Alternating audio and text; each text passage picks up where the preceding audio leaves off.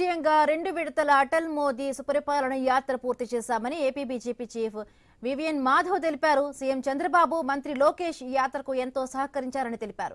మాజీ ప్రధాని వాజ్పేయి పేరు ఒక ప్రేరణ అన్నారు. రాజకీయ జీవితంలో ఒక్క అవినీతి మరక లేకుండా ఆయన ప్రస్థానం సాగిందని కొనియాడారు. అప్పటి రాజకీయ నాయకులు వాజ్పేయిని స్ఫూర్తిగా తీసుకోవాలని సూచించారు. రేపు అటల్ మోదీ యాత్ర ముగింపు కార్యక్రమం ఉంటుందని తెలిపారు. అమరావతిలో ఇప్పటి వరకు ఎవరి విగ్రహాలు లేవన్న ఆయన మొదటిసారి అటల్ స్మృతి వనంలో వాజ్పేయి విగ్రహాన్ని ఆవిష్కరించనున్నట్లుగా తెలిపారు.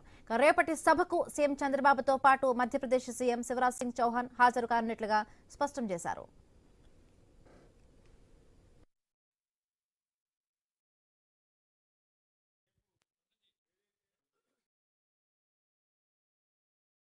ఊహించలేదు ఇంత పెద్ద ఎత్తున చేస్తారని చెప్పి. మేము కూడా ఊహించలేదు. ఎందుకంటే అది ప్రజల యొక్క స్పందన ఆ విధంగా ఉంది. కార్యకర్తలు కూడా ఒక నూతన ఉత్సాహం వచ్చింది. ఎవరైతే చాలా సంవత్సరాల నుంచి పార్టీ పనిచేస్తున్నారో వాళ్ళు కూడా ఈ యొక్క ఎక్కడెక్కడ విగ్రహం తయారవుతుందో 10 రోజులు 15 రోజులు అక్కడే రోజు కుర్చీ వేసుకొని కూర్చొని నిర్మాణ పనులు తీరు చూస్తే మాకు కూడా ఆనందం కలిగింది.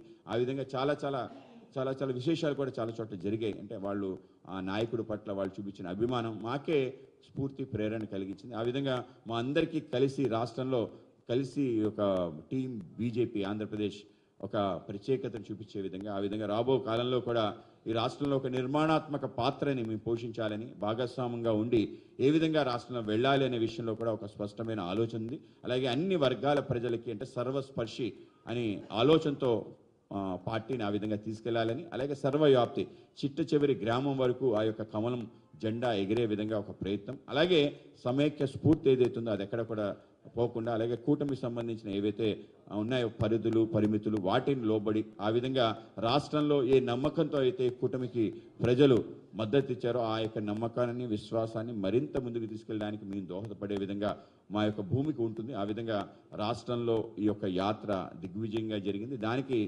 పూర్తి స్థాయిలో ఒక మేము సమారోపణ అంటాం, ఆ విధంగా ముగింపు కార్యక్రమం మన అమరావతి ఏదైతే భవ్య రాజధానిలో జరగబోయే ఈ యొక్క కార్యక్రమంలో ఆ యొక్క విగ్రహ ఆవిష్కరణకి మా మధ్యప్రదేశ్ 5 సార్లు ముఖ్యమంత్రిగా ఉండి ప్రస్తుతం వ్యవసాయ అలాగే గ్రామీణాభివృద్ధి యొక్క మంత్రిగా ఉన్న శ్రీ శివరాజ్ సింగ్ చౌహాన్ గారు, ఆయన కూడా మధ్యప్రదేశ్ నుంచి, దాంట్లో ఏ నియోజకవర్గం నుంచి అయితే అటల్ బిహారీ వాజ్పేయి గారు పోటీ చేసి గెలిచారో 2 సార్లు, అటువంటి నియోజకవర్గమైన విదిశా. మొన్న ఎన్నికల్లో దేశంలో అత్యధిక మెజార్టీ వచ్చిన వ్యక్తి ఎవరైనా ఉంటారంటే శివరాజ్ సింగ్ చౌహాన్.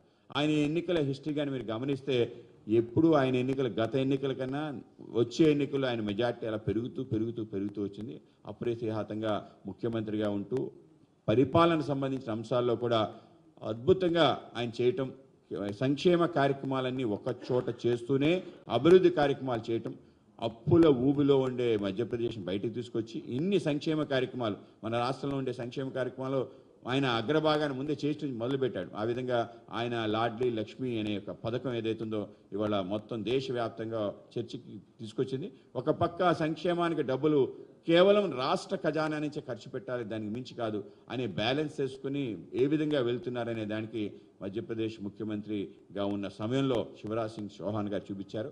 అదే బాటలో అన్ని బీజేపీ పాలిత రాష్ట్రాలు వెళ్ళటం జరుగుతుంది. సుమారు 20 ప్రాంతాల్లో ఇవాళ 20 రాష్ట్రాల్లో భారతీయ జనతా పార్టీ గెలుస్తూ వస్తుంది అన్న, కూటమి సంబంధించిన నాయకులత్వంలో ప్రభుత్వాలు ఉన్నాయి అన్న అటువంటి యొక్క భూమికని అవలంబించడం వల్లే కనుక రాష్ట్రంలో కూడా తప్పనిసరిగా ఈ యొక్క సుపరిపాలన సంబంధించిన స్ఫూర్తి అటల్జీ యొక్క శతాబ్ది సందర్భంగా అందరి నాయకుల్లో రావటం, అలాగే అందరూ కూడా రాష్ట్ర ప్రజలందరూ కూడా పునరంకితమై సబ్కే సాత్ సబ్కే వికాస్ అనే ఒక లక్ష్యం, వికసిత ఆంధ్ర వికసిత భారత్ అనే ఒక ఆలోచన, ఇవన్నీ కూడా